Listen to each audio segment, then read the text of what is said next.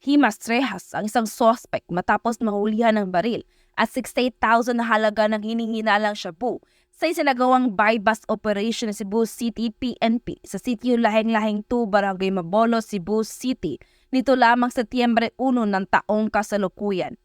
Kinilala ni Police Major Romeo Dorano Caacoy Jr., Station Commander ng Police Station 4, Cebu City Police Office, ang suspect na si Erwin, 41 anyos at residente ng sitio Lahing-Lahing 2, Barangay Mabolo, Cebu City.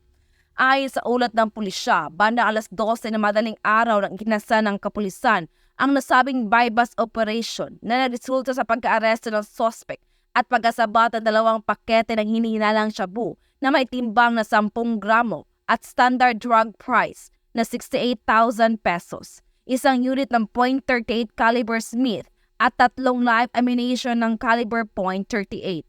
Kasalukuyang nasa kustodiya ng Police Station 4, Cebu City Police Office, ang suspect at mahaharap sa kasong paglabag sa Republic Act 9165 o Comprehensive Dangerous Drugs Act of 2002 at RA 10591 o Comprehensive Firearms and Ammunition Regulation Act. Noong madaling araw po ng September 2024, yung kapulisan po natin ay nagresponde po ng armed person alarm doon po sa sitio Lahing-Lahing, Barangay Mabolo, Cebu City. Diin po ay nahuli 41 years old at kasalukuyan kung nakatira doon sa sitio Lahing-Lahing sa Barangay Mabolo. Nakuha po sa kanya yung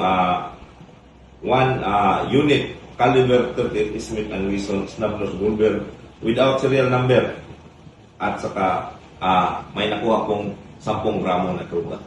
Ang suspitsado po ay dinala po sa Mabolo Police Station at kasalukuyan hinanda yung kaso na violation sa Republic Act 10591 at saka Republic Act 9165.